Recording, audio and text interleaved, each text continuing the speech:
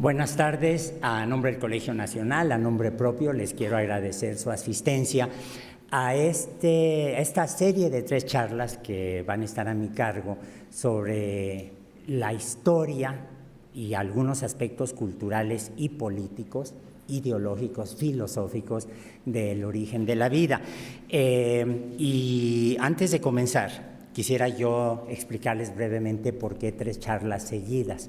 Cuando el Colegio Nacional se fundó en 1943 por decreto presidencial, uno de los objetivos y de los fines perfectamente definidos es que se ofrecieran cursos al público en general. Desde luego incluyen especialistas, estudiantes, etcétera, sobre una serie de temas que son importantes, que son parte de la especialidad de los distintos miembros y que desde luego no incluyen ni diplomas, ni calificaciones, ni nada, en este sentido siguiendo la tradición del Collège de France. Para mí quiere decir que es un privilegio, no una responsabilidad nada más, sino un privilegio poder cumplir con ese compromiso, en que es en realidad mi primer curso formal definido solo por mí, en el Colegio Nacional. Y les quiero aclarar desde un principio que, salvo algunas excepciones, mañana y el miércoles, no va a haber fórmulas, va a haber algunas ecuaciones químicas, va a haber algunos conceptos científicos perfectamente definidos, pero sobre todo lo que me interesa compartir con ustedes es la manera en que históricamente se han ido definiendo, sobre todo en Occidente, una serie de ideas que son lo que constituyen la base de la biología contemporánea y en particular el estudio del origen de la vida y la manera en que hemos cambiado la definición de lo que es el problema del origen de la vida. El curso, las charlas están divididas en 3 y la primera, que es la de hoy, va a consistir básicamente en un examen que nos va a hacer retroceder unos 200 años más o menos, poco más en realidad, a la forma en que se fue secularizando nuestra visión de la biología, la manera en que dejamos atrás la idea de espíritus, de almas, de soplos divinos, para darnos cuenta históricamente, gracias al fenómeno de la ilustración, gracias al fenómeno de los enciclopedistas, que podíamos ver el fenómeno de la biología con una óptica completamente distinta a como se había visto antes. Dicho lo cual, déjenme comenzar con esta imagen que me gusta mucho, que es la portada de la enciclopedia, ese libro o esa sucesión de libros absolutamente extraordinaria que se genera con una generación de hombres y mujeres, porque había también una serie de filósofas, de escritoras que participaban, que constituye la enciclopedia como el resumen de las ideas filosóficas, científicas, políticas de la Ilustración. Y cuando uno piensa en la enciclopedia, inmediatamente le vienen a la mente una serie de personajes como Voltaire, como Diderot, como L'Alembert, pero el personaje que quiero enfatizar el día de hoy sobre todo es el caso de Lamarck en primer lugar, y luego a un heredero y activo practicante de las ideas de la enciclopedia y de la Ilustración, que es Galvani. La enciclopedia, como todos ustedes saben, es definida por Diderot como un diccionario razonado de las ciencias, las artes y los oficios, pero en realidad constituye un resumen absolutamente espléndido de conocimiento acumulado en un momento de un enorme fermento intelectual en París. Nada más para mostrarles hasta qué punto somos herederos de esa tradición, déjenme recordarles que cuando el cura Morelos y el cura Hidalgo son llevados ante la Inquisición, aquí, muy cerquita, en el Palacio de lo que ahora es el Palacio de Medicina, una de las acusaciones que tienen que enfrentar es la de ser afrancesados. Y afrancesados quería decir en ese momento ser seguidores de las ideas de la enciclopedia, de las ideas de la Ilustración, que es un resumen absolutamente espléndido de una visión cambiante del universo.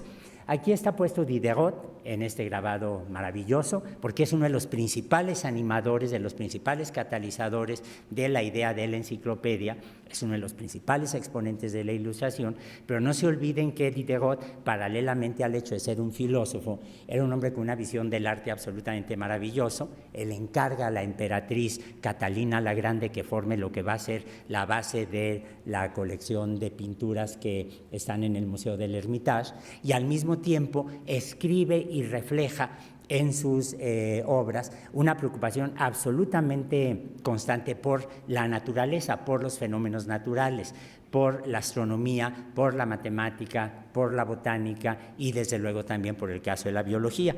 Entonces, algo de lo que quiero enfatizar ahora no es solamente la enciclopedia y la Ilustración como grandes catalizadores de los cambios que arrancan con la Revolución Francesa y que luego vamos a ver reflejados en todas estas transformaciones sociales, políticas, ideológicas que se dan en el siglo XIX, sino también en términos científicos. Y algo que a menudo se nos olvida es que dos de las más grandes consecuencias científicas de la Ilustración fueron el desarrollo de una perspectiva temporal e histórica de la biología, es decir, de una visión evolutiva, la idea de la evolución como el carácter definitorio de los seres vivos, y el afianzamiento de una visión secular de las ciencias de la vida, que es básicamente de lo que va a tratar la charla del día de hoy. Cuando uno habla de una visión histórica de la biología, el personaje que primero salta a la mente es Lamarck, que, como todos ustedes saben, escribe el capítulo de biología en la enciclopedia, pero además lo pueden ustedes ver como el último de los transformistas. Las ideas de cambio de los seres vivos son muy antiguas y estaban ya circulando en distintos medios académicos, filosóficos desde tiempo atrás, pero al mismo tiempo ese lo pueden ver como el primero de los evolucionistas. Basta recordar que los dos personajes que más menciona Charles Darwin en El origen de las especies son precisamente Lamarck, a quien él ve como su antecesor histórico más inmediato, pero también menciona a Newton, porque en ese momento el prestigio de Newton era tan extraordinario, lo sigue siendo, que desde luego que Darwin quería presentarse a sí mismo como un heredero de esa metodología científica. Pero la obra de Lamarck es, de una forma u otra, absolutamente esencial para que nosotros podamos entender no solo el curso de las ideas, el desarrollo de la teoría de la evolución tal como la entendemos hoy en día, y desafortunadamente lo que conocemos es una caricatura de Lamarck, en donde se suele presentar como el hombre que se equivocó sobre una teoría de la herencia, diciendo que hay se heredan los caracteres adquiridos, cuando en realidad lo que está haciendo Lamarck es simplemente resumir en un esquema absolutamente formalizado de la evolución lo que ya se decía en muchos otros círculos. Con respecto al punto que me interesa tocar el día de hoy, que es la idea de la secularización de la biología, hay otro personaje francés que es absolutamente deslumbrante, Julien Offray de la Métrie, que escribe un libro que se llama El hombre máquina, que desarrolla de una manera muy cuidadosa la posibilidad de usar como analogía todos estos muñecos mecánicos, todos estos robots, si lo quieren ver así, que se utilizaban como entretenimiento de salón, que se utilizaban en algunos problemas mecánicos, etcétera, y lo utiliza como una analogía de qué estamos hechos los hombres, de qué estamos hechos los seres humanos.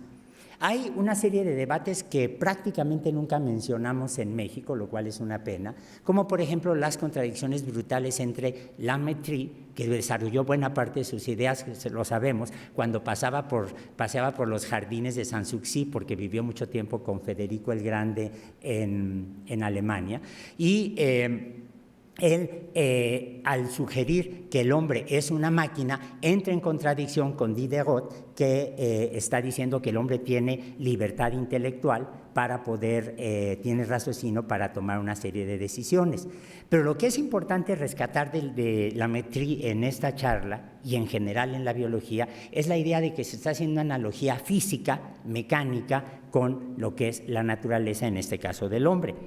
El otro gran ilustrador que es absolutamente sensacional es Luigi Galvani, o Aloysius Galvani, que era un médico no muy bueno de Boloña, en donde tenía un gabinete de historia natural, y como ocurrió en esas épocas felices, era médico, pero también era geólogo, paleontólogo, físico, matemático, músico. Las fronteras entre las distintas disciplinas no estaban tan definidas. Y Galvani pasa hasta nuestros días como el fundador del galvanismo, esta idea de que algo me deja tan sorprendido que me quedo galvanizado.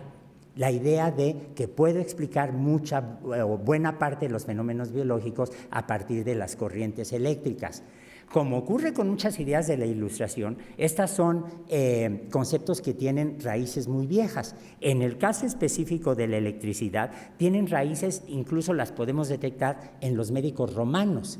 Si ustedes leen los tratados de medicina de Roma del siglo II y III de nuestra era, van a ver que los médicos romanos atendían las migrañas, las hemicráneas, o atendían a los pacientes que habían sufrido un emboli y que tenían paralizados parte del cuerpo, metiéndolos a piscinas, metiéndolos a albercas en donde estaban peces como el turbo, que aparte que es muy sabroso, genera descargas eléctricas. De manera que ya había el reconocimiento de que las descargas eléctricas podían estar accionando con los seres vivos.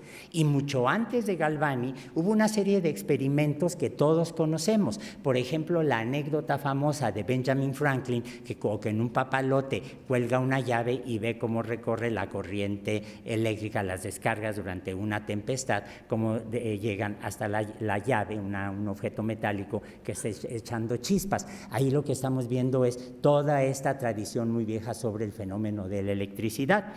Pero Galvani muy rápidamente se casa con un personaje excepcional que es Lucia Galeazzi, la hija de su maestro, y entre los dos desarrollan una serie de experimentos siguiendo las ideas también que el propio Galeazzi tenía sobre las corrientes eléctricas. Sabemos, por ejemplo, de un experimento absolutamente fantástico y envidiable que se hizo colocando un cable de la casa de Galeazzi a la casa de los Galvani y viendo cómo circulaban la corriente eléctrica por ese cable cada vez que había tempestades y caían rayos en la ciudad de Boloña. Cuando uno examina los dibujos y las descripciones, lo que resulta asombroso es no solamente esta percepción muy clara de que las corrientes eléctricas viajan por un conductor, sino también el hecho que no hayan incendiado la mitad de la ciudad de Boloña, porque verdaderamente la instalación carecía de aislantes y las descargas que caían eran tremendas y constituían un fenómeno físico que todo el mundo veía con mucha atención. Pero lo que es maravilloso, y es por lo que todos conocemos a Galvani, son las observaciones que primero hace su mujer cuando colocan unas ancas de rana que incidentalmente se comían en Boloña como las comíamos aquí en México antes, porque Boloña está rodeada de pantanos. Las ancas de rana son una delicadeza gastronómica absolutamente fantástica, y después de haber estado experimentando con las ranas, Lucía, su mujer, coloca las ranas en el balcón de la casa y entonces las coloca con un gancho metálico sobre el balcón. Los metales son distintos y se da cuenta que las patas de las ranas se empiezan a contraer. Si se dan ustedes cuenta, es imposible suponer que esta rana está viva, porque están seccionadas a la altura de la cintura y las patas están separadas. Pero se percatan primero Lucia Galeazzi y luego su marido Galvani que al tener metales distintos empieza a haber movimiento de las ranas, movimiento de las patas de las ranas. Si ustedes piensan en términos aristotélicos, se dan cuenta que una de las primeras señales de vida hacia la conciencia es precisamente el movimiento.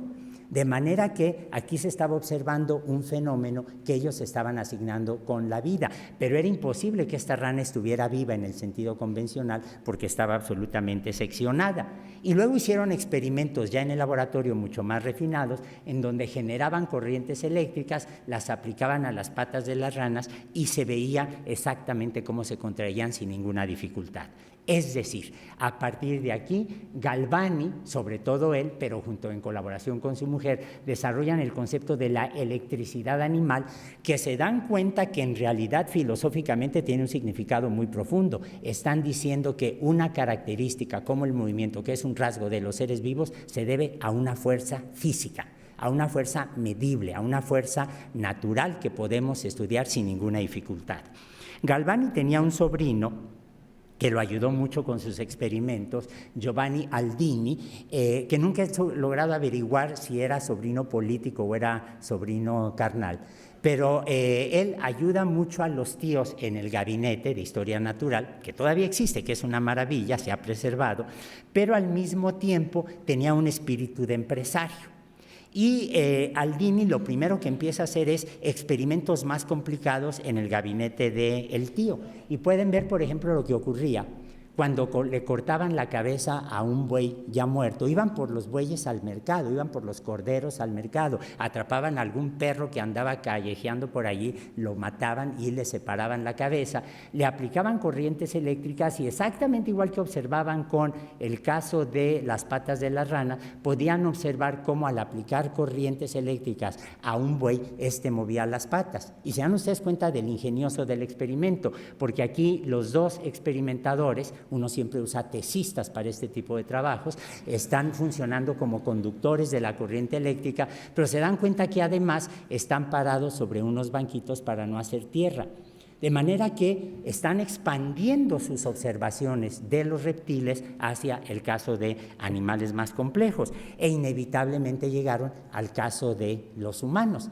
Era relativamente fácil conseguir cuerpos de personas que habían sido muertas por delitos como el robo o yo qué sé, y entonces pedían permiso de utilizar los cuerpos, los separaban de la cabeza, otra vez la cabeza donde está el cerebro, donde está la parte pensante, etcétera, y se dan ustedes cuenta como siempre aislados en banquitos, aplicaban corrientes eléctricas y veían cómo el cuerpo se movía. Aldini decide que estas observaciones son muy interesantes, pero también pueden ser una fuente de dinero. Y entonces se constituye una especie de empresario teatral y empieza a recorrer distintas ciudades en Europa, yendo a los anfiteatros anatómicos, donde los médicos aprendían anatomía, los alquilaba, se conseguía el cadáver de algún delincuente que acabara de ser ahorcado o descabezado, allí ya prefería sí cadáveres con cabeza, eso sí, y entonces anunciaba con unos letreros absolutamente maravillosos que no logré bajar ninguno de la red en este momento, anunciaba los experimentos con la electricidad animal sobre cadáveres.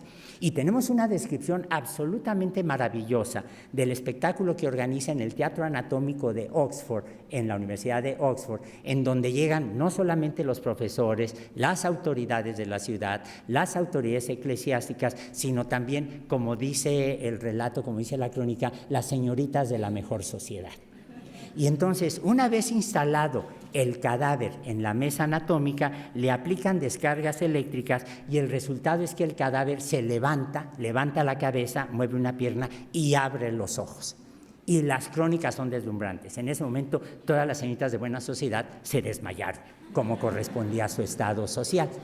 Pero se dan ustedes cuenta que aquí lo que estamos viendo es esta experimentación con cadáveres, siempre usando descargas eléctricas, reconociendo que la electricidad logra animar cadáveres de distintos animales, de ranas, de bueyes, de perros, de ovejas, de humanos. Es decir, parte de los fenómenos vitales se pueden explicar, si lo quieren ver ustedes así, con una fuerza física. Pero además, todo el mundo sabe que la fuerza física implica el poder creativo en el sentido original, el poder generatriz, ¿no? Venus generatrix, decían los latinos, y por lo tanto tenía que tener un potencial reproductivo.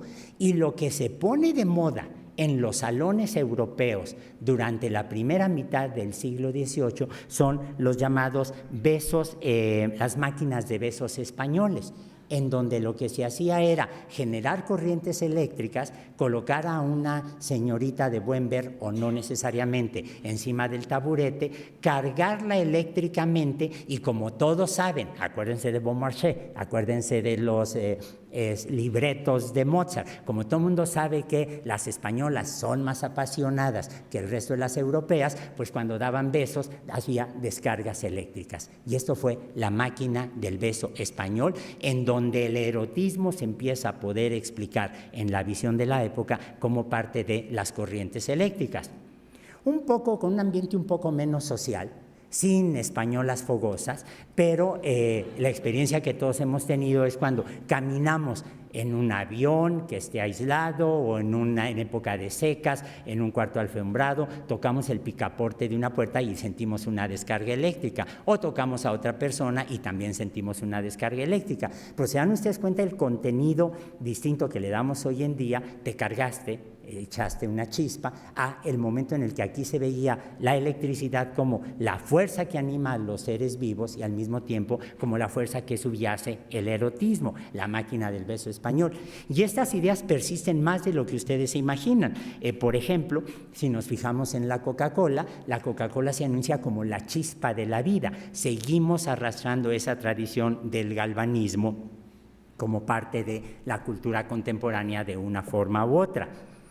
Esto parecería explicar un dilema teológico, porque durante buena parte de la Edad Media, el Renacimiento y hasta la Ilustración, todo el mundo sabía que cuando se fecundaba el óvulo por parte de los espermatozoides, lo que ocurría en ese momento era el momento en el que el alma venía de Dios y se instalaba en el óvulo fecundado.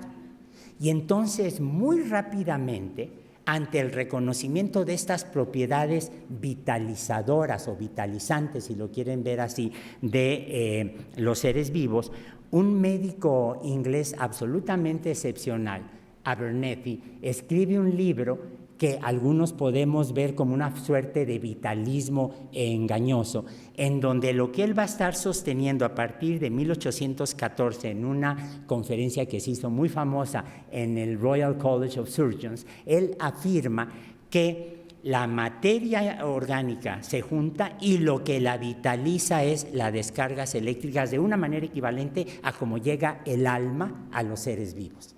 Entonces, se dan ustedes cuenta que aquí lo único que estamos viendo es una suerte de vitalismo disfrazado. Y como suele ocurrir, fue un alumno de Abernethy, precisamente, el que lo hizo notar, y escribe un libro absolutamente excepcional donde resume una serie de conferencias, William Lawrence, en donde él dice: está completamente equivocado mi profesor, no es que la electricidad llega de fuera como llega el alma, porque esto es vitalismo disfrazado, sino que el propio cuerpo está produciendo sus condiciones para seguir vivo. Se dan ustedes cuenta que lo que estamos viendo aquí es un debate filosófico absolutamente extraordinario. En una sociedad que en este momento era extraordinariamente religiosa, lo sigue siendo, no se olviden que en Inglaterra el jefe de gobierno es quien detenta la corona, el jefe de la religión es quien detenta la corona, y entonces Lawrence lo que está diciendo, no, aquí lo que estamos viendo es el propio cuerpo. Cuando se forma, a partir de la fecundación, es el que está generando sus energías vitales, que pueden ser o no de carácter eléctrico. El escándalo fue tal que lo obligaron a retirar el texto donde estaba resumiendo sus conferencias, pero pasados unos 20 años, como también ocurre, la demografía es implacable, Abernethy falleció y Lawrence pasó a ocupar la cátedra que él tenía y se empiezan a popularizar sus ideas de una forma extraordinaria. Lawrence era muy buen médico y era muy conocido en los estratos altos de la sociedad inglesa. Y entre quienes tenían como pacientes estaba a Percy Shelley, el poeta, cuya novia, eventualmente su mujer, era nada menos que Mary Wollstonecraft Shelley, que se va con él y con Lord Byron, que se fuga con su novia, y se instalan en Ginebra. Y en una noche, todos conocemos la historia, deciden entre los cuatro a ver quién es capaz de escribir la novela de terror más absoluta. La novela de terror que escribe Mary Wollstonecraft Shelley, que venía de una familia muy liberal, de la alta burguesía inglesa, que tenía acceso a las ideas científicas, filosóficas más vanguardistas, la novela que ella escribe, como todos ustedes saben, es Frankenstein, o el nuevo Prometeo. Y la novela claramente tiene una de sus raíces en una tragedia que le ocurre a Mary Wollstonecraft Shelley cuando se muere su bebita de unos cuantos años.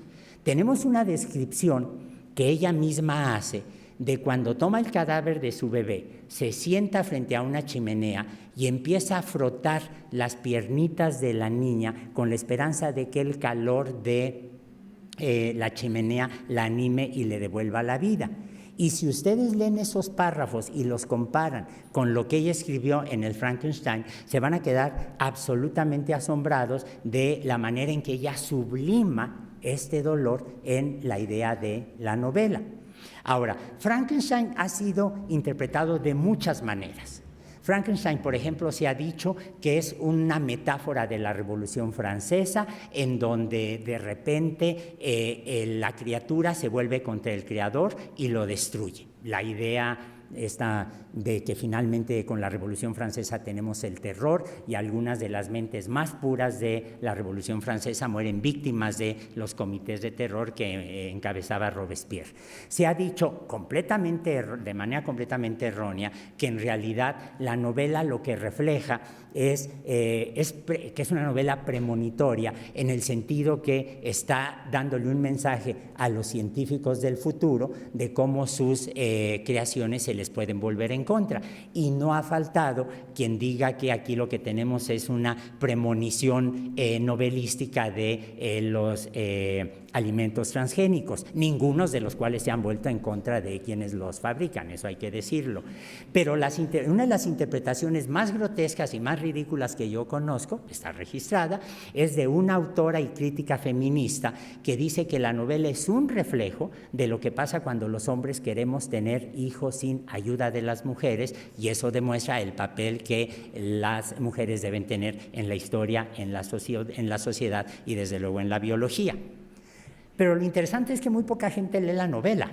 Todo el mundo ha visto las películas, todo el mundo ha visto la familia Monster en la televisión, todo el mundo ha visto las recreaciones que se han hecho de la novela, pero cuando uno lee la novela, lo primero con lo que se encuentra es con una nota que aparece en la introducción, que tal vez fue escrita al unísono entre la Shelley y su marido, en donde se dice que el evento sobre el cual esta ficción está basado ha sido supuesto como correcto, que no es imposible, por el doctor Darwin y por algunos de los escritores fisiológicos de Alemania. El doctor Darwin era Erasmo Darwin, el médico famosísimo que crea la dinastía científica y médica de Charles Darwin. Erasmus Darwin era el abuelo de Charles Darwin, que también había hecho experimentos, como muchos de su generación, usando descargas eléctricas para probar las propiedades terapéuticas, que como he dicho, ya se conocían desde mucho tiempo atrás, que tenía la electricidad. Y lo que es fascinante es que muy rápidamente la novela se transforma en una obra de teatro, y ni la Shelley ni quienes la adaptan están pensando en el monstruo o en la criatura del doctor Frankenstein como una entidad deforme, sino que en realidad están viéndolo como una criatura animada, bella, alta, fuerte, a quien las descargas eléctricas que está aplicando el doctor Frankenstein, Victor Frankenstein, le dan vida. Uno puede hacer muchas lecturas de la novela, pero yo los invito a que hagan conmigo esta noche una lectura en términos científicos y lo que eso significa. Vamos a ver. La mejor comparación que uno puede hacer del monstruo, de la criatura del doctor Frankenstein, es con el golem, que según la mitología judía es una criatura que hace el rabino de Praga para un objetivo maravilloso: defender a la comunidad judía de los ataques de la policía y el ejército de los Habsburgo. Y el rabino, harto de esos ataques antisemitas, lo que hace es un monstruo de arcilla y graba en la frente del monstruo, este es el rabino, graba en la frente del monstruo el nombre de Dios. El nombre de Dios es sagrado. El nombre de Dios es tan sagrado que ustedes saben que uno de los mandamientos, no sé cuál, porque yo me dedico muy empeñosamente en desobedecerlos, pero uno de los mandamientos dice: no jurarás el nombre de Dios en vano. El nombre de Dios es sagrado, es Dios. Aquí no escribió Yahvé, no escribió Jehová, escribió otro nombre que es secreto. Y una vez que se le aplica el nombre de Dios en la frente del golem, cobra vida, pierde en un momento dado el control de sí mismo, y entonces el rabino lo que hace le borra el nombre de Dios de la frente, y el golem se desbarata en un montón de arcilla que está, unos dicen en el desván, otros dicen en el sótano de una sinagoga en Praga, a la cual los judíos más viejos prefieren no visitar. Pero comparen ustedes el golem con la criatura del Dr. Frankenstein. En este caso lo que tenemos es un cuerpo hecho con retacería de cadáveres. La retacería de cadáveres incluye un cerebro equivocado porque el ayudante del Dr. Frankenstein toma el cerebro que había que colocar en el cráneo, pero se le cae, se le rompe, se destruye. Y entonces, como todo tesista, va y toma un cerebro que está a la mano, que es el de un criminal. Y entonces se dan ustedes cuenta que lo que se tiene aquí es una criatura hecha en el laboratorio, artificial, pero con un cerebro maligno, un cerebro enfermo. Y aquí lo que tenemos es una criatura hecha por el hombre de arcilla, pero que cobra vida gracias al nombre de Dios.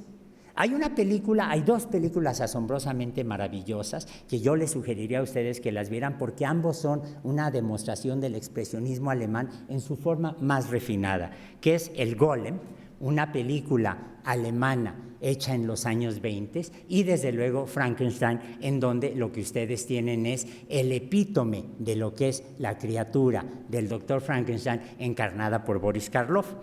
Y si ustedes se fijan, verán que Boris Karloff lo que tiene en su maquillaje son estas dos tuerquitas a los cuales el doctor Frankenstein lo va a conectar a un alambre, y con un laboratorio que es el que todos los investigadores quisiéramos tener en la torre de un castillo abandonado, lo sube con unas palancas en una noche de tormenta, caen las descargas en los pararrayos, recorren las corrientes eléctricas, los alambres se conectan con Frankenstein, y Frankenstein empieza a reaccionar como reaccionaban los cadáveres que Aldini mostraba en los espectáculos públicos. Se dan cuenta de la continuidad histórica que hay entre una novela y sus películas absolutamente espléndida y los experimentos de un naturalista. Pero lo que les quiero enfatizar enormemente es la diferencia filosófica que hay entre lo que anima al golem y lo que anima a Frankenstein. En el caso del golem, la criatura cobra vida al grabarle el nombre de Dios en la frente. En el caso de Frankenstein, lo que le da vida son las descargas eléctricas, no una fuerza mística, no un alma, no un soplo divino. ¿Cómo podemos leer nosotros a la novela de Frankenstein? ¿Qué podemos ver cuando estamos observando la película? El proceso de secularización de la biología. Ya no necesito de almas, ya no necesito de un toque divino. Es una fuerza física, medible, que puedo generar en el laboratorio, lo que constituye la base de la vida. ¿Se dan cuenta, en términos filosóficos y científicos, la transformación tan radical que está siendo representada precisamente por una obra literaria, por unas obras cinematográficas? Lo que estamos viendo es la biología se comienza a independizar como resultado de este marco de referencia filosófico, ideológico, científico de la Ilustración, de la carga teológica y de la carga religiosa. El corazón no es más que una bomba, el cerebro no es más que un órgano físico. La vida no es más que un fenómeno físico que ha sido secularizado por el trabajo de los científicos y por las interpretaciones filosóficas. Pero la cosa no paró allí. Resulta que al mismo tiempo se estaba desarrollando la electroquímica, y los dos padres de la electroquímica, la reconocemos perfectamente bien, fueron Humphrey Davis, que era muy amigo del padre de Mary Wollstonecraft Shelley. Ella creció escuchando los experimentos sobre electroquímica que describía Davis y las aplicaciones médicas que se hacían. Y Berzelius, John Jacobs Berzelius, uno de los grandes químicos del siglo XIX, que en Suecia también empieza a trabajar, como muchos otros, fascinados por la electroquímica. Así como ahora ustedes encuentran que hay médicos que los curan con proteogenómica o con trasplantes de microorganismos, etcétera. La moda en ese momento eran las aplicaciones de las descargas eléctricas. Pero Berzelius, que era un muy buen químico, era un pésimo médico, y se da cuenta que sus pacientes se le empiezan a morir o no sanan cuando les está aplicando descargas eléctricas. Y entonces, con toda discreción, como también ocurre en ciencia, se cambia de campo y empieza a hacer descomposiciones electrolíticas de distintas sustancias. Parece ser, eso no se los puedo asegurar, que este es el aparato con el cual Berzelius descomponía soluciones de sustancias aplicando descargas eléctricas. Pero el punto básico es que Berzelius se da cuenta que si tiene una solución, por ejemplo, de cloruro de sodio, de sal de mesa, la puede separar muy rápidamente en cloruros y en sodios. Se da cuenta que si se tiene una solución de ácido acético, la puede descomponer. Si tiene una solución de sales de fierro, la puede descomponer. Pero cuando quiere descomponer leche, sudor, líquidos vaginales, lágrimas, orina, se da cuenta que le cuesta mucho trabajo. Él nunca describe cómo colectó ni el sudor ni los líquidos vaginales, pero no debe haber sido fácil la tarea, porque juntar lo suficiente para poderla descomponer no se antoja como una tarea fácil. Pero los resultados eran consistentemente negativos. Y entonces, ¿cuál es la conclusión de Berzelius? Que los compuestos que vienen de seres vivos, como la sangre, la leche o el sudor, no tienen la misma naturaleza que los compuestos que tienen un origen estrictamente mineral. Y entonces, en un acto excepcional de generalización científica, lo que hace es divide a los compuestos químicos en orgánicos e inorgánicos. No fue el primero que utilizó esta nomenclatura. Sabemos que el primero que lo utilizó, al menos uno de los primeros, fue Thornberg Olof Bergman, que era un alumno de Linneo. Y los estudiantes y los presentes que sepan biología recordarán la obra extraordinaria que nos deja Linneo con el desarrollo de la nomenclatura binomial y con el desarrollo de una taxonomía que hasta la fecha seguimos usándolo. Se dan ustedes cuenta de estas genealogías científicas tan extraordinarias. Pero en el caso de Berzelius, la diferencia es perfectamente clara. Descompongo una solución de cloruro de sodio, no puedo descomponer con la misma facilidad la orina. ¿Y cuál es la conclusión de Berzelius? Que era un químico extraordinario, pero un pésimo filósofo. Llega a la conclusión de que, y lo cito aquí, podemos considerar al cuerpo animal como una máquina, ven la herencia de Lemetry, que a partir de los alimentos con los que se nutre reúne la materia prima para llevar a cabo un sinnúmero de constantes procesos químicos, el nacimiento de la fisiología animal. Pero la causa última de la mayoría de los fenómenos animales es tan recóndita y resulta tan incomprensible para nosotros que nunca la descubriremos. Llamamos a esa causa oculta a nuestra razón la fuerza vital. Y aquí tienen por primera vez, al mismo tiempo que se está desarrollando una visión física, secular de la biología, la introducción de una fuerza mística que es precisamente lo que está proponiendo Berzelius. Ahora, Berzelius era un químico de una amplitud intelectual extraordinaria, y cuando se entera de que cayó un meteorito en Francia, rápidamente consigue muestras de ese meteorito que cayó en 1806 en Francia, en Alais, y al estudiar el meteorito de Alais, las imágenes estas vienen de la red, por supuesto, y al estudiarlas se da cuenta que hay lo que él llama bitumen y hay hidrocarburos, algo que equivalente a lo que nosotros llamaríamos chapopote. Es decir, Berzelius, que tiene claro que los meteoritos vienen del espacio exterior, que no pueden haber tenido seres vivos, está analizándolos químicamente y descubre compuestos orgánicos tan complejos y dice, son diferentes a los de los suelos. Está comparando los regolitos, los suelos terrestres, con un material regolítico extraterrestre. Pero aún así sigue empeñado en creer que estas diferencias se deben a la ausencia o presencia de una fuerza vital. Y de hecho, Berzelius afirma esto de manera categórica y en 1827 dice, el arte, es decir, la ciencia, el oficio científico, no puede combinar los elementos de la materia inorgánica de la misma manera que la materia viviente. Es decir, el monopolio de la síntesis de compuestos orgánicos está en los seres vivos. Y exactamente un año después, esta afirmación de Berzelius se ve completamente rota cuando su exalumno Friedrich Bühler demuestra que el arte, es decir, las manipulaciones experimentales, podían sintetizar urea en el laboratorio. Lo que está demostrando Bühler es que una sustancia que asociamos claramente con la actividad biológica se puede sintetizar artificialmente en el laboratorio. Y se dan ustedes cuenta que conceptualmente es completamente equivalente a las conclusiones impecables de los que trabajaban con electricidad animal, es completamente equivalente al Dr. Frankenstein, en donde estamos diciendo no hay una separación ni en términos energéticos ni en términos de composición de los seres vivos con respecto al resto del universo. Aquí estamos atestiguando el desarrollo, la afirmación en forma categórica de que los seres vivos no necesitamos ni una fuerza ni una composición especial. Ahora, déjenme decirles que el propio Buehler nunca se dio cuenta de las consecuencias filosóficas de su trabajo, pero que además, aunque era un excelente químico, era un pésimo anatomista, porque en la carta donde le cuenta a Berzelius los resultados de su experimento, le dice: he logrado demostrar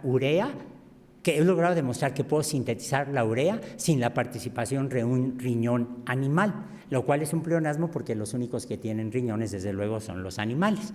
Aunque sabemos, gracias al trabajo del grupo de Valencia con Julie Peretto y demás, que ahora hay bacterias que tienen un ciclo de la urea que no es muy distinto al que tenemos los humanos y los demás animales.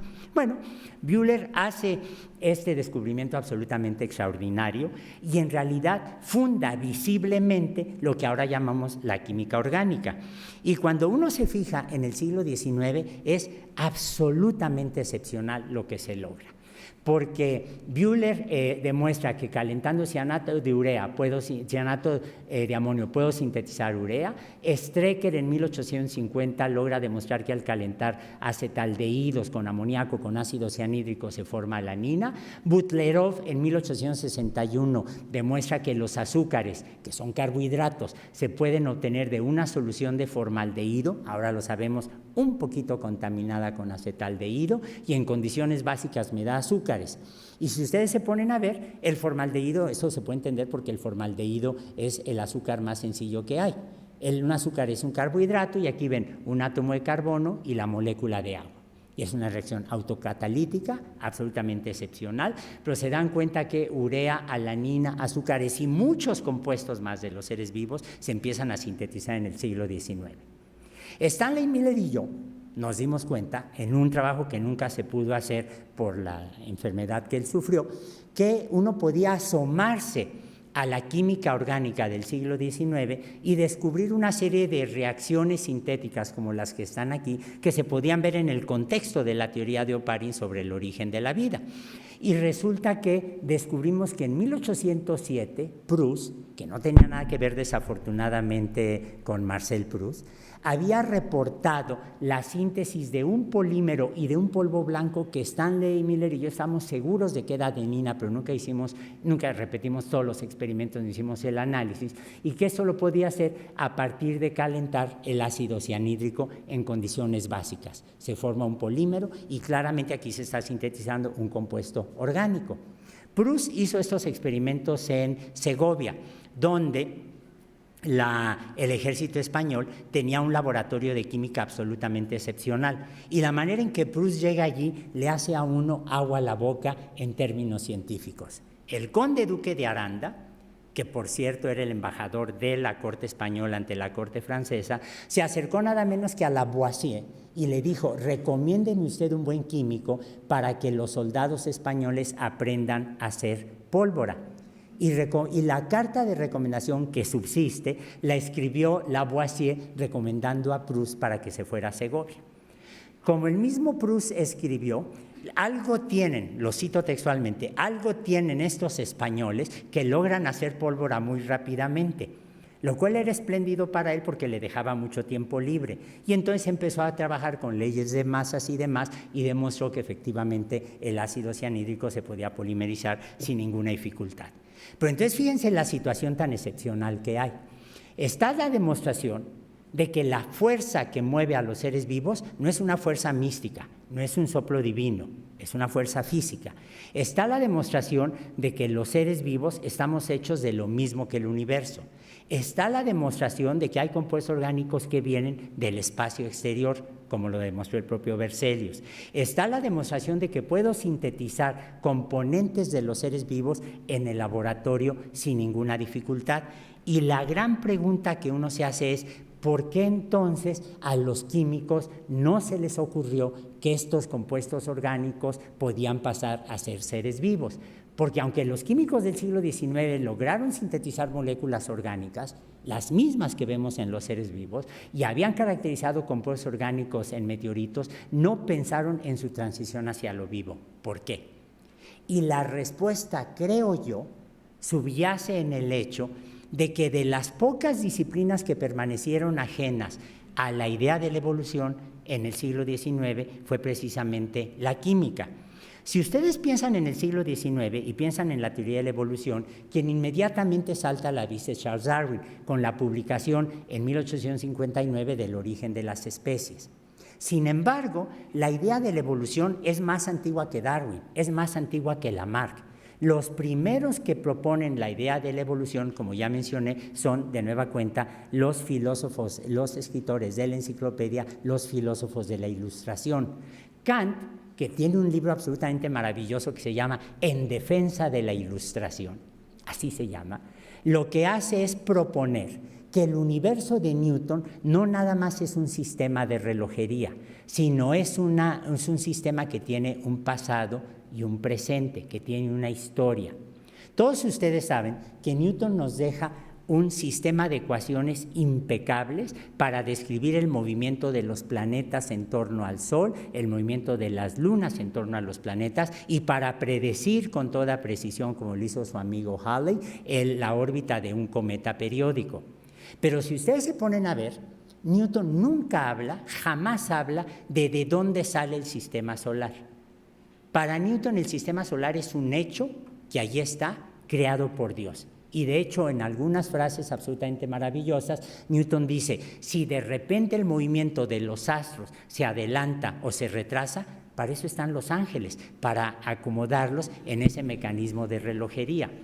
Pero el concepto de tiempo no existe porque las ecuaciones de Newton, si ustedes se fijan, son simétricas respecto al tiempo.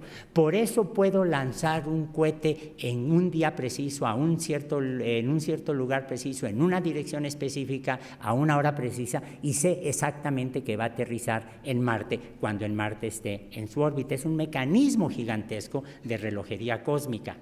Pero Kant se hace una pregunta absolutamente fantástica: ¿de dónde salió el sistema solar? Y lo que hace Kant es decir, bueno, el universo tiene nubes, lo que llamamos hoy día nebulosas, estas se contraen y de la contracción de las nubes tiene que surgir el sistema solar. Está introduciendo el concepto de tiempo en el sistema solar. Está introduciendo el concepto de tiempo en la astronomía, está introduciendo el concepto de tiempo, de evolución en nuestra descripción de la naturaleza. Y el Marqués de Laplace, un poco más adelante, 10 años más tarde, matematiza esta idea de Kant en un libro absolutamente deslumbrante que vale la pena leer. Las ecuaciones las puede digerir uno sin dificultad, aunque no sea matemático, físico o ingeniero. Y el Marqués de Laplace escribe un libro sensacional que se llama La mecánica celeste.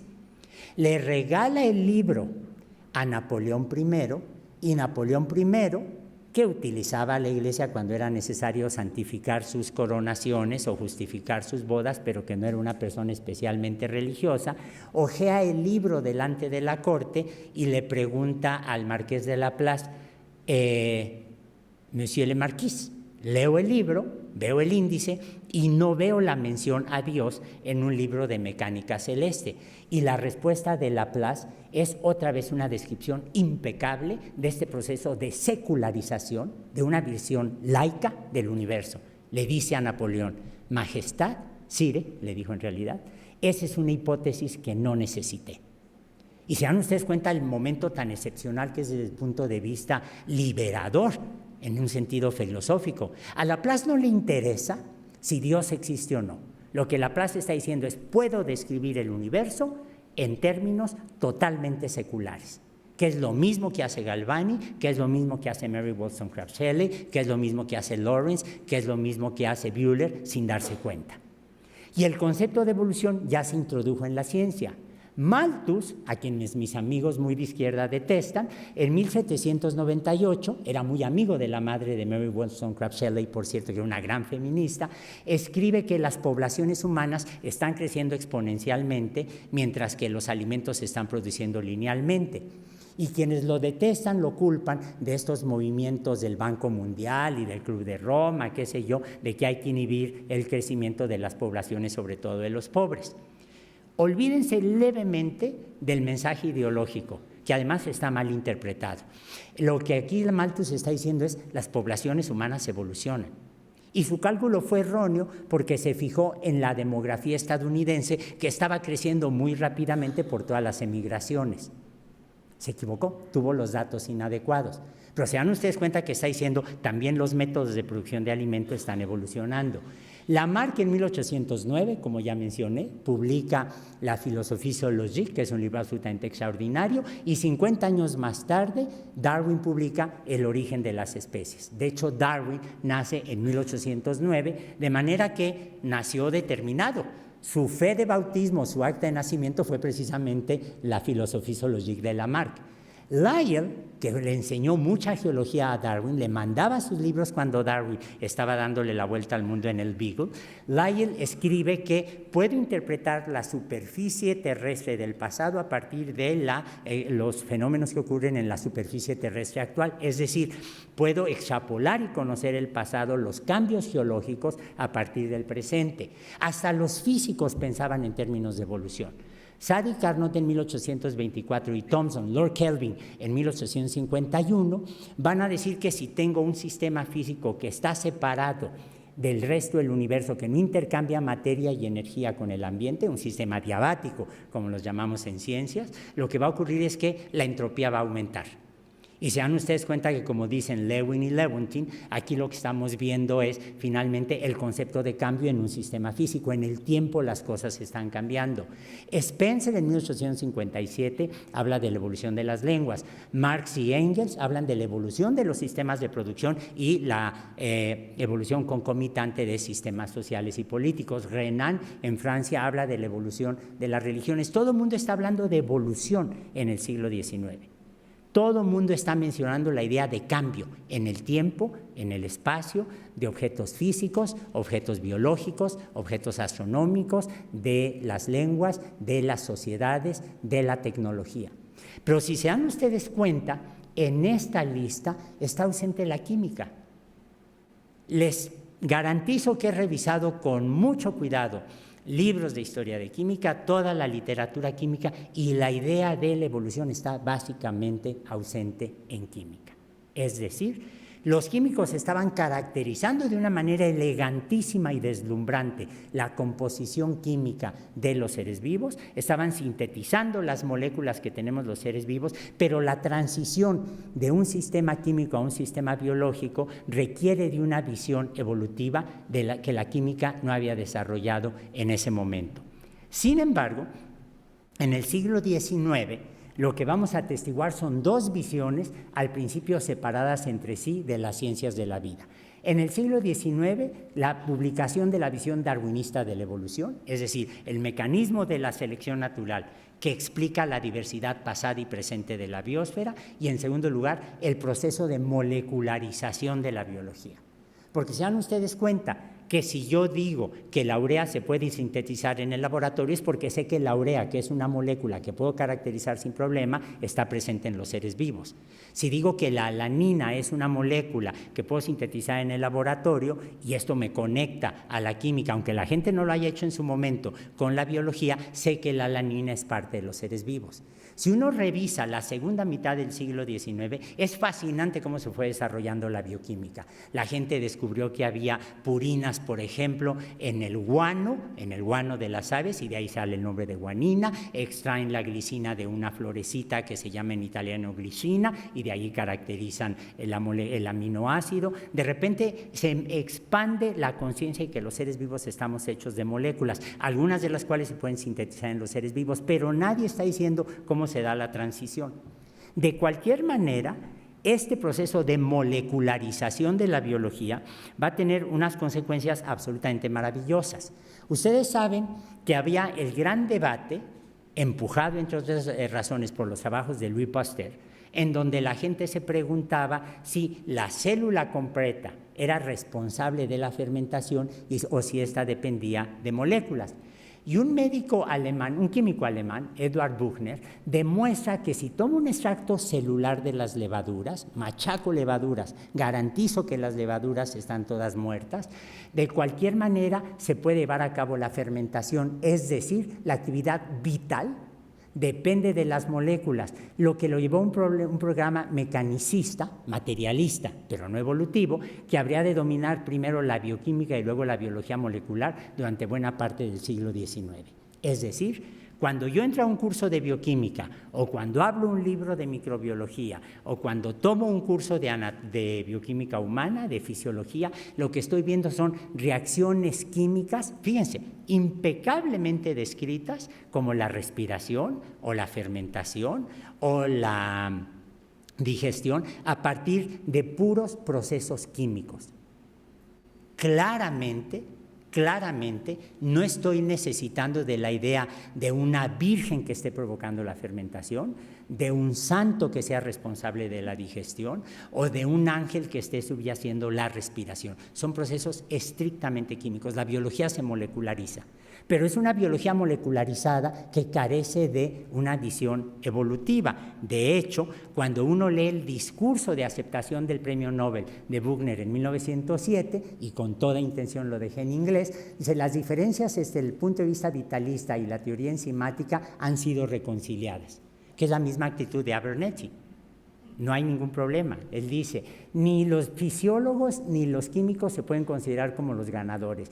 Finalmente, nadie fue el perdedor, porque los puntos de vista expresados en ambas direcciones de investigación incluyen elementos perfectamente justificables. Las diferencias entre las enzimas y los microorganismos se muestra claramente cuando los últimos se representan como productores de las primeras, que debemos concebir simplemente como sustancias químicas complicadas pero inanimadas. Estamos viendo las células de las plantas y de los animales más y más en forma clara como fábricas químicas en donde los distintos productos son manufacturados en talleres separados. Las enzimas actúan como las supervisoras. ¿Se dan ustedes cuenta que es el modelo de una fábrica aplicado para entender a un ser vivo, en donde no está en modo alguno introducido un elemento místico? En ese sentido es un heredero de Galvani. Pero si ustedes entran a una clase de medicina o de odontología o a una clase en una facultad donde se enseñe biología, notarán la diferencia inmediata. Porque una estudiante de biología lo que quiere saber es ¿y de dónde salió el ciclo de Krebs? Mientras que a un médico lo que le interesa saber es si alguien tomó ácido cianhídrico y está inhibiendo su ciclo de Krebs, ¿qué terapia le aplico de inmediato? Entonces se dan cuenta que hemos separado a las disciplinas, pero que en ambos casos subyace una visión mecánica que en el caso de la biología lo que se debe preguntar es ¿y de dónde salieron esas fábricas? ¿De dónde salieron esas cosas tan complicadas que tienen una serie de funciones muy específicas? Y aquí es donde entra en acción un personaje absolutamente maravilloso que es don Alfonso Herrera. Don Alfonso, no resistí la tentación de mostrarles cómo se vestían los biólogos hasta hace poco tiempo. Y don Alfonso Herrera lo que hace es define en México la ruptura epistemológica entre la biología como disciplina autónoma y la historia natural. La biología no nada más es parte de la historia natural, no es parte de la medicina, no es parte de la odontología, sino que se dan cuenta que es una disciplina autónoma, con principios propios. Y lo que está diciendo don Alfonso Herrera es que para entender cuál es la naturaleza de la biología, necesito entender el darwinismo, y por eso se convierte desde finales del siglo XIX en el principal promotor del darwinismo en México. Y para ello se embarca con una generosidad extraordinaria en una tarea intelectual que incluye la investigación, la docencia y la divulgación. Los grandes textos que se publican en el México porfirista y después sobre evolución vienen de la pluma de don Alfonso Herrera, que estaba convencido que no podíamos dejar de entender al darwinismo como elemento esencial a la teoría de la evolución, como elemento esencial que define a la biología. Y desde luego, como también muchos saben, don Alfonso Herrera trabajó aquí en la colonia Santa María la Ribera, no les sugiero que vayan después de ciertas horas, hasta su muerte, en el desarrollo de una teoría autótrofa sobre el origen de la vida. Y de hecho, como una muestra de esta visión tan extraordinaria de Herrera que a mí me conmueve, él escribe 2 libros, escribe muchos pues, pero estos en francés, como correspondía a la época, de nociones de biología general, las leyes de la biología general, y aquí escribe un libro, Nociones de Biología, en 1904, que es un libro dedicado a formar a los maestros normalistas para que aprendan biología evolutiva y los últimos avances de las disciplinas de la vida. ¿Se dan cuenta que escribir un libro para formar maestros no solamente es un reflejo de una generosidad intelectual excepcional, de un compromiso científico absoluto, sino también implica una visión a largo plazo, porque si educo a los maestros, entonces estoy educando a las generaciones subsecuentes? No eran épocas del CENTE, con S o con C, me da lo mismo, eran épocas en las que la gente tenía un proyecto de nación con una generosidad absolutamente excepcional. Y todos ustedes saben que don Alfonso Herrera durante mucho tiempo fue director del Museo de Historia Natural en el Chopo, donde colocó una fauna excepcional. Vayan ahora los sábados, se encuentran una fauna muy distinta, pero aunque desafortunadamente el museo ya desapareció como lo que fue originalmente, sabemos que en un rincón había un busto de Lamarck, en otro rincón había un busto de Haeckel, en otro había un busto de Darwin. Para don Alfonso Herrera, la biología y la historia natural solo se podía entender en un contexto evolutivo. Y uno puede decir claramente que gracias a don Alfonso Herrera, la biología, la enseñanza formal de la biología nace en México no solo bajo una visión laica, incluso jacobina, porque tenía unos furores antieclesiásticos absolutamente maravillosos, absolutamente excepcionales, sino también evolutiva, en donde la influencia de Haeckel, como vamos a ver en la charla de mañana, se deja sentir con mucha fuerza. Entonces, fíjense, ustedes podrían pensar, bueno, tenemos en don Alfonso Herrera un personaje excepcional que trata de juntar la visión química, ¿no?, de qué están hechos los seres vivos, bajo una óptica evolutiva. Le falló. Y le falló por una razón muy sencilla, porque don Alfonso Herrera lo que estaba haciendo era ser parte de esta corriente, de la cual Buchner ya representó de una manera muy clara, en donde lo que él hacía, como muchos físicos, como muchos químicos, como muchos científicos materialistas de la época, era creer que se podía explicar la vida estrictamente en términos físicos, basados en el magnetismo, en la tensión superficial, en la radioactividad, etc. El propio don Alfonso Herrera fue víctima de estas obsesiones, porque tuvo una catarata y en lugar de tener una cirugía, bueno, las cirugías en la época eran un poco violentas, hay que decirlo, lo que hicieron fue le pusieron un parche en el ojo con un pedazo de material radioactivo. Y la radioactividad parecía ser la energía vital, ya no la electricidad que había estudiado Galvani o a la que había apelado Mary Wollstonecraft Shelley, sino ahora era la radioactividad. Podía permitir ver el interior de los seres vivos, aparentemente si se mezclaba con algunos compuestos formaba estructuras raras, y finalmente la radioactividad se llegó a usar de tal forma tan intensa que en el Borselli, que es una zapatería maravillosa que les sugiero que vayan aquí en el centro de la ciudad, cuando llegaban las señoras y los niños de la mejor sociedad del mundo a probarse calzado, lo que hacían era, en lugar de medirle el pie con una plantilla, le aplicaban rayos X para ver el tamaño del pie y darle el zapato preciso. Lo que no sabemos es la cantidad de vendedores de zapatos que deben haber fallecido víctimas de cánceres galopantes. Pero se dan ustedes cuenta que lo que había aquí era la creencia de que una fuerza vital, que era la radioactividad, de moda, recientemente descubierta, era la energía que estaba animando a los seres vivos. ¿Cuál es el principal error que comete don Alfonso Herrera? No tanto el que haya sido una propuesta de una hipótesis autótrofa de la vida, la suposición de que los primeros seres vivos eran autótrofos, eran fotosintéticos, sino la idea de que si mezclo sustancias va a salir algo vivo, que es finalmente la idea de Buchner.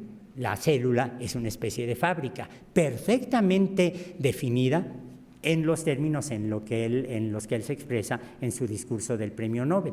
Pero probablemente la mejor representación de esta idea mecánica, no darwinista, de lo que es la naturaleza de la vida venga de una novela absolutamente excepcional, que es El Doctor Faustus, que es la vida del compositor Adrian Leverkühn, etcétera, y me gusta mucho la portada en inglés, porque ven ustedes aquí esta especie de estructura medio viva que los editores pusieron con toda precisión. ¿Por qué? Porque así como nuestros abuelos o nuestros padres iban a Sanborns y compraban unas soluciones de silicatos, un silicato que luego hacían en solución y le agregaban cristales de distintos minerales y veían cómo crecían los jardines químicos, de igual manera, don Alfonso Herrera, Leduc en Bruselas, Alexander en Estados Unidos y Leverkühn en la novela de Thomas Mann, lo que hacía era tratar de generar la vida en el laboratorio. Generar la vida en el laboratorio, que significa hacer a un lado una perspectiva evolutiva temporal. Y vean esta parte de la novela de Thomas Mann, que es absolutamente maravillosa. Lo que más parecía interesarle a Herr Leverkühn era la unidad fundamental esencial que existe entre la materia viva y la que llamamos inanimada. Es decir, no hay nada que separe, fíjense el avance tan extraordinario de la visión secular, no hay nada que separe a lo vivo de lo no vivo. Es el monismo alemán. Es la herencia aquí claramente de Berzelius ya bien entendida. Es el resultado de los experimentos de Bühler, ¿sí? No hay nada que la separe, junto con la idea de que pecamos en contra de esta última, de la materia inanimada, cuando intentamos dibujar con rapidez una línea divisoria demasiado estricta entre ambos. En realidad, esta frontera es permeable y no existe ninguna propiedad esencial que sea exclusiva de las criaturas vivientes y que el biólogo no puede estudiar en una entidad inanimada. Y todos nos reconocemos en ello. Si tomamos el Leninger de bioquímica o el Watson et al. De biología molecular, si vemos cualquier libro de genómica, se dan ustedes cuenta que lo que estamos diciendo es el DNA está hecho de material inanimada. Las proteínas están hechas de aminoácidos que están hechos de átomos con una combinación particular. Claramente lo que estamos viendo es aquí se borró del todo esa frontera entre lo vivo y lo no vivo. No existe ninguna separación en términos de composición o de energía que separe a lo vivo de lo no vivo. La biología se volvió totalmente secular. Y lo que vamos a ver en la charla de mañana, si son tan amables en regresar, es ¿y cómo es que se da esa transición? Y cómo la podemos entender sin tener que apelar a fuerzas místicas, a fuerzas teológicas o a una visión teleológica de la realidad, en donde se me ocurra pensar que necesariamente una vez que tengo compuestos orgánicos voy a tener seres vivos. Muchas gracias.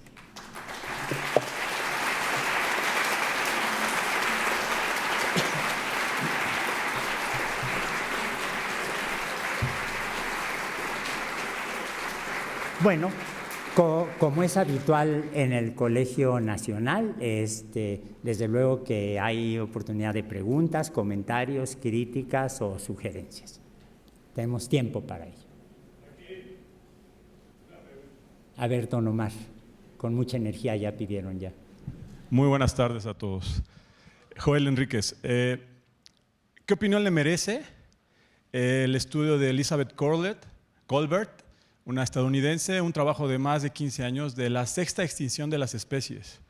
Digo, estamos hablando del origen de la vida, pero hoy en el siglo XXI nos encontramos ante eso, ¿no? Está pasando y son muchos factores que se resumen a uno, nosotros. O sea, la presencia de nosotros está acabando con lo que nos da vida. ¿Qué opinión le merece? Y bueno, una propuesta ante ello. Muy amable, gracias y felicidades. Es un poema escucharlo. Felicidades. Muchas gracias. Es muy amable.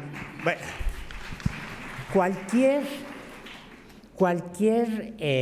defensa académica, no demagógica, que no dictatorial, que permita preservar la diversidad biológica, yo creo que tiene que ser bienvenida. Y hay un número cada vez mayor de investigadores en ecología, en paleontología, en ciencias ambientales, que han señalado el riesgo brutal que estamos corriendo ante la pérdida cada vez mayor de la diversidad animal. Yo acabo de regresar hace unos días del sureste mexicano y uno se queda asombrado de la diversidad biológica que hay en las selvas. Pero me enteré que en Veracruz solamente queda el 4% de la distribución original de selvas. Entonces yo creo que claramente lo que ella está diciendo, junto con muchos investigadores más, es que desafortunadamente el modelo consumista que tenemos de desarrollo económico está sacrificando no solo a los trabajadores, no solo a las clases medias, no solo nuestra visión del mundo, sino también está sacrificando claramente la diversidad biológica. Y en ese sentido yo creo que es absolutamente admirable, ¿no?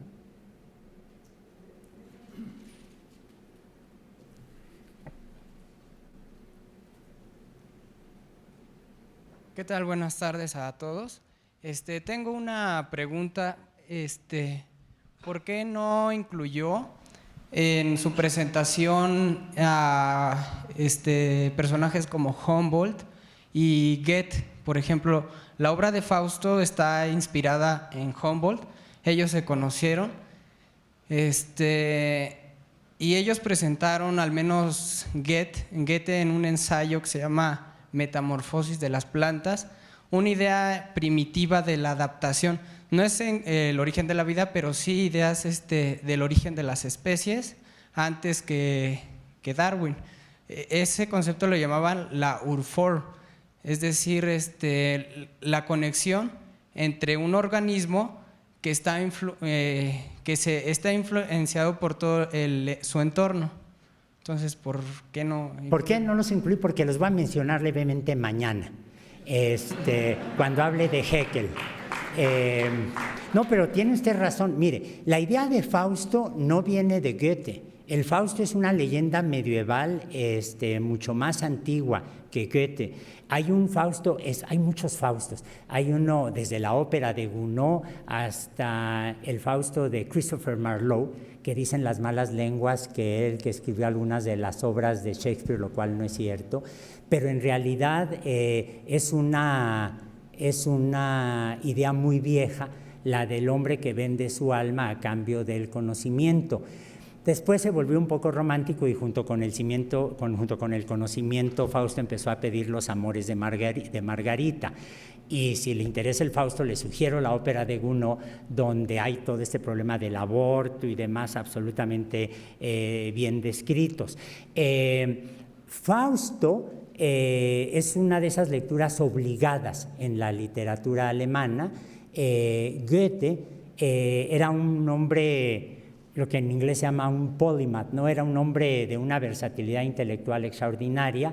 Escribe un Fausto, no sé si lo completó, eso sí no le puedo decir porque a Goethe lo conozco mal, pero sí sé que, tenía una teoría del color, tenía una teoría una teoría primordial de la evolución. Era un personaje absolutamente deslumbrante que se vuelve el epítome de lo que uno puede llamar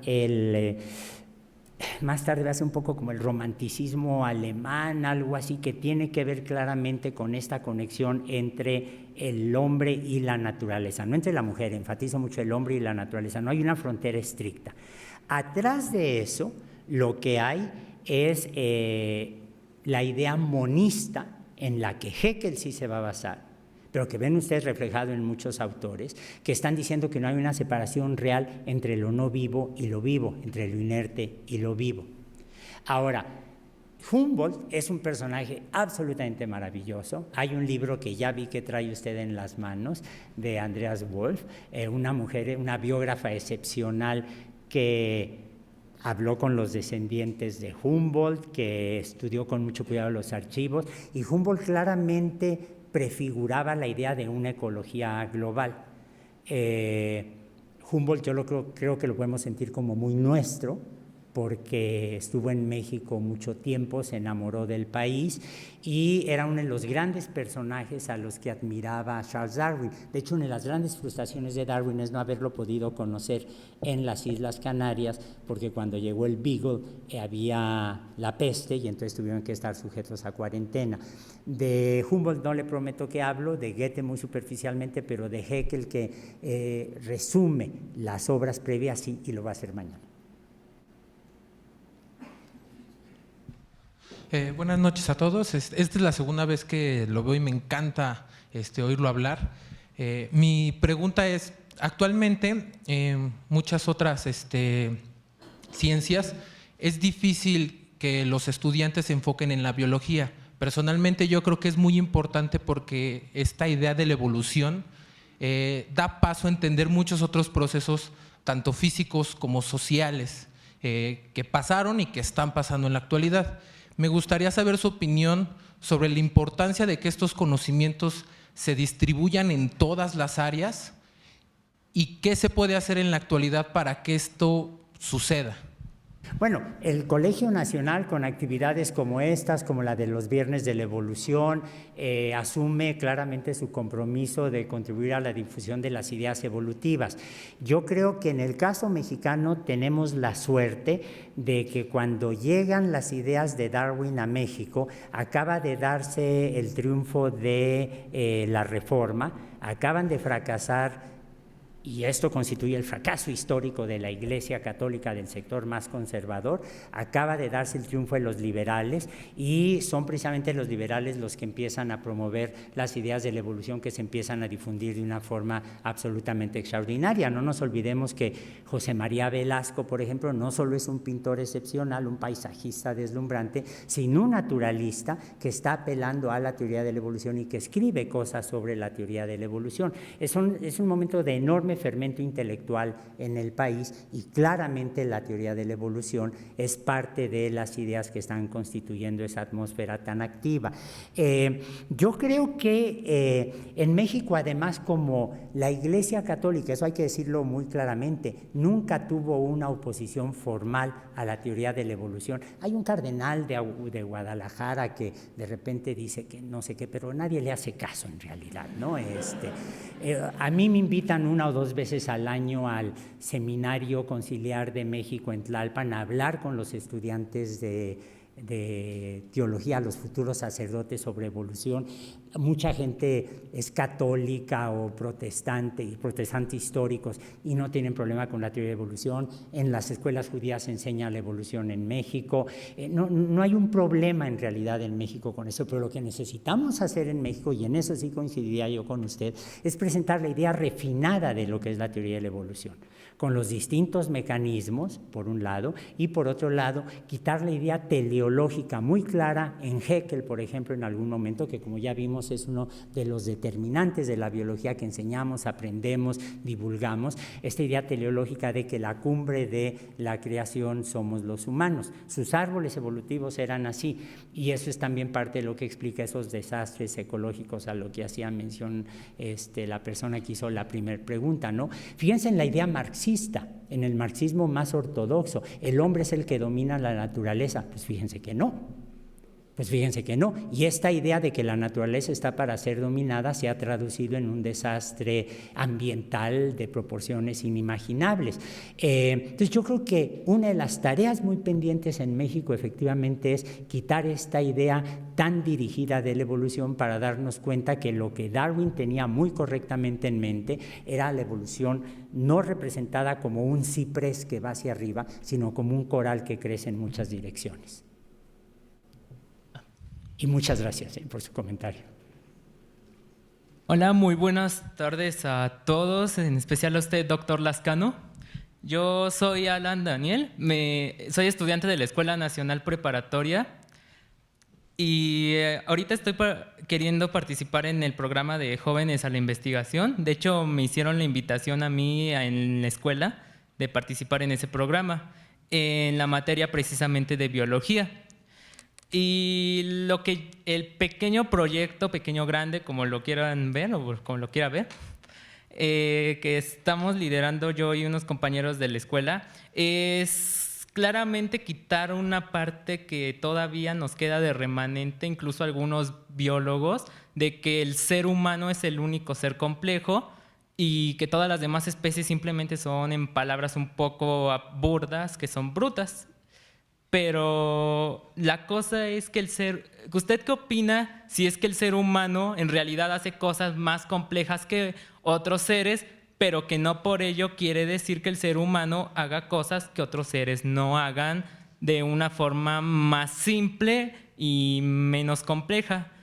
Por ejemplo, lo que estoy llevando, bueno, yo y mis compañeros de esto es, aunque a algunos les pueda resultar medio raro, es el mecanismo de cómo imaginan las especies no humanas. A ver, lo que usted está diciendo es precisamente lo que se acaba de comentar. La evolución no ha llevado a los humanos como la culminación de 4.000 millones de años de cambio biológico. Si ustedes se fijan, Escherichia coli, la bacteria que todos los que estamos aquí tenemos en el tracto digestivo, es un organismo que tiene atrás de sí 4.000 millones de años de evolución. Cuando Napoleón llega a Egipto, le dice a sus soldados, militares de Francia, desde la cúspide de esa pirámide, 300 siglos de historia os contemplan. Cuando nosotros vemos un ajolote, una rama de pasote, un huitlacoche o al gorila del zoológico de Chapultepec, lo que estamos viendo es la historia acumulada de 4.000 millones de años de evolución. Estoy suponiendo que la vida apareció hace 4.000 millones de años. Y les pongo un ejemplo muy concreto que vale la pena mencionar entre las adaptaciones que tienen otros organismos. Todos sabemos que los perros tienen mejor olfato que nosotros. El olfato de un perro es más o menos 100,000 veces más refinado que el de nosotros. La peor tortura que le podemos hacer a un perro es meterlo, encerrarlo en un cuarto que se acabe de pintar, porque el animal simplemente empieza a tener un problema de saturación de información. Y un olfato 100,000 veces más refinado que el nuestro ciertamente es una ventaja biológica en ciertas condiciones. Los búhos y los vampiros ven de noche sin ninguna dificultad y nosotros tenemos dificultades para salirnos cuando nos salimos del rango de lo visible. Pero para mí mi ejemplo favorito son los procariontes, son las bacterias. Fisiológicamente, químicamente, nosotros somos muy aburridos. Lo que hacemos es fermentación, respiración aerobia y ya.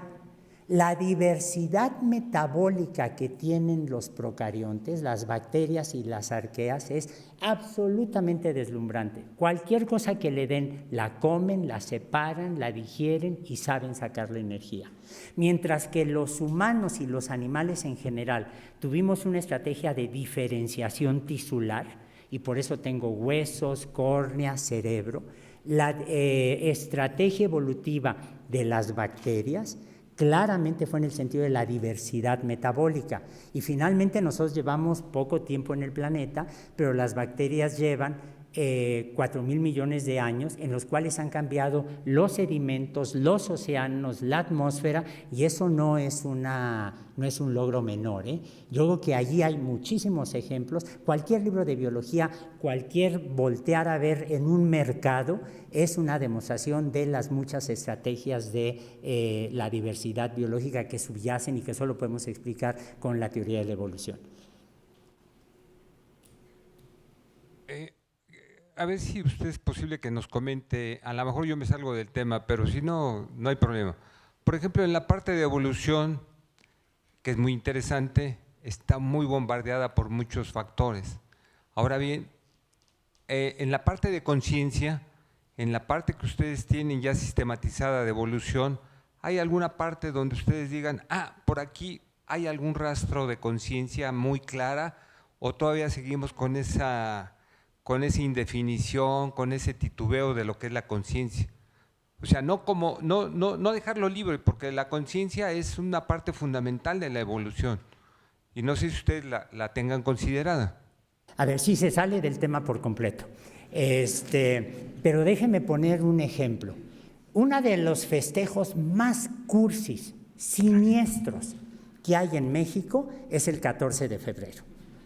Si ustedes se fijan, los pasteles de Sanborns, los globos que venden en las calles, los silbatos, los prendedores, las cositas que todo el mundo se cuelga es con la idea de que te amo con todo el corazón. El 14 de febrero es una festividad que está dedicada a celebrar los sentimientos amorosos que se ubican en el corazón. Pero una persona a la que le hacen un trasplante de corazón o que la conectan con un corazón artificial sigue teniendo exactamente los mismos sentimientos amorosos. O sea, se dan ustedes cuenta que el corazón no es más que una bomba como la que sube el agua al tinaco para que después cuando abrimos el grifo pueda bajar. En cambio, lo que es un logro extraordinario es el haber reconocido históricamente que donde reside la inteligencia, los sentimientos, como parte de toda una entidad, es el cerebro. Y parece un logro menor, pero es absolutamente deslumbrante el momento en el que los científicos y los filósofos se dan cuenta que la mente está en el cerebro. Parece muy sencillo, pero se dan ustedes cuenta que conceptualmente es un logro tan fascinante como el darnos cuenta que no necesito de energía vital.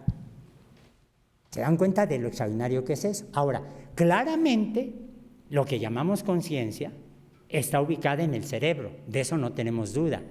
Y el problema que es la base de muchas de las investigaciones al respecto, que es fascinante, y ahí con quien yo le sugeriría, lo que yo le sugeriría hacer es venir a las charlas que dan mis colegas, mis amigos Pablo Rudomín, Ranulfo Romo aquí en el Colegio Nacional al respecto, es ver en qué parte del cerebro y cómo está definida la localización, los afectos, las resistencias,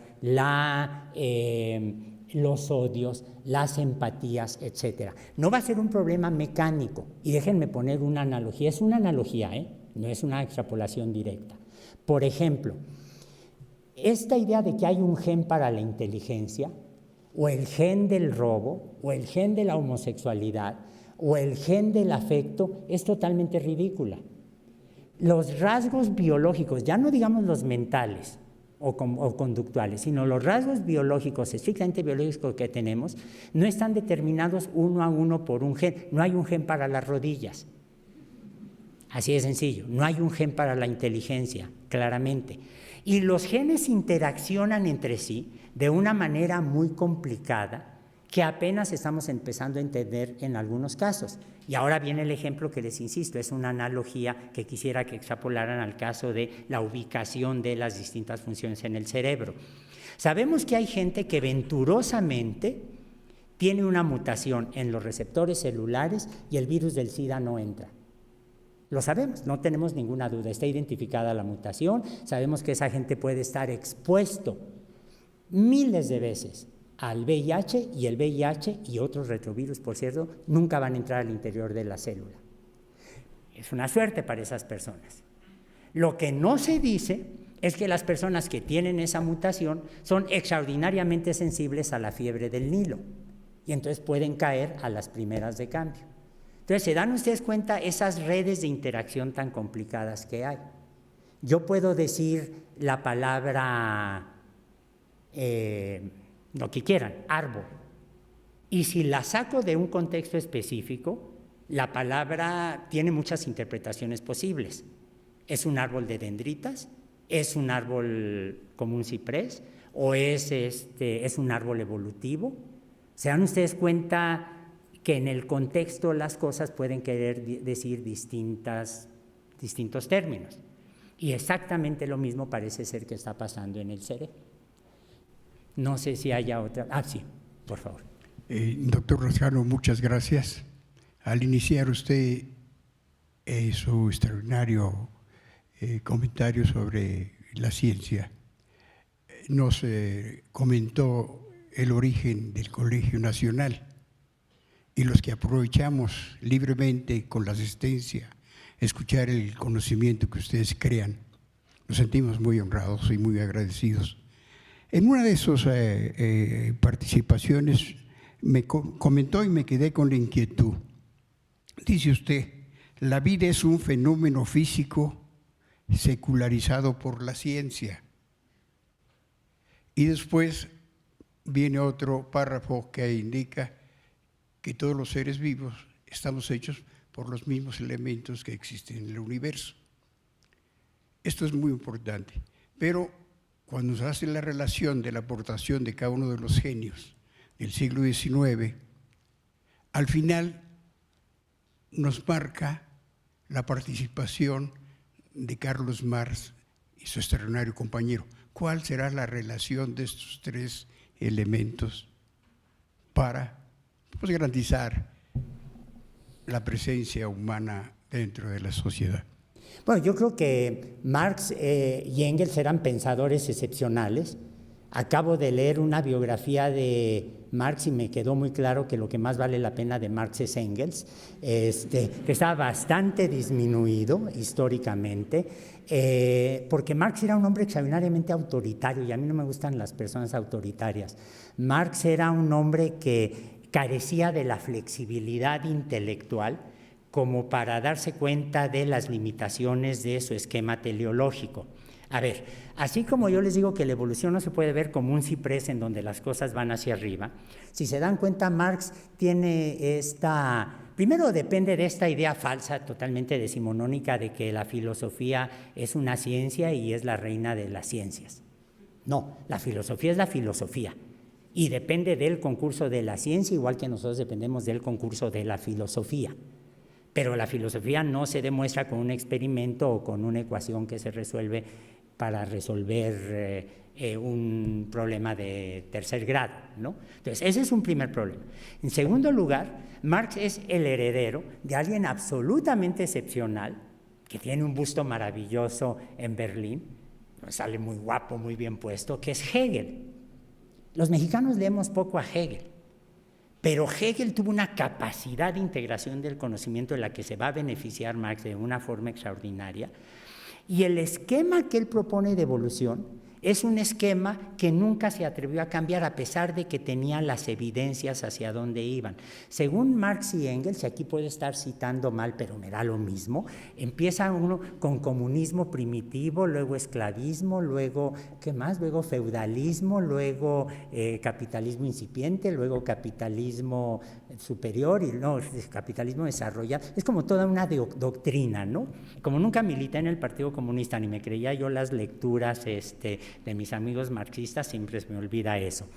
Pero se dan cuenta que la conclusión de Marx es totalmente mística. Al final está el paraíso. Regresamos a la época dorada, ¿no? Al final va a haber el socialismo y luego el comunismo. El Marx más interesante para mí es el Marx joven, que es profundamente anarquista, porque sí, tengo mucha simpatía por los anarquistas, lo confieso abiertamente, ¿no?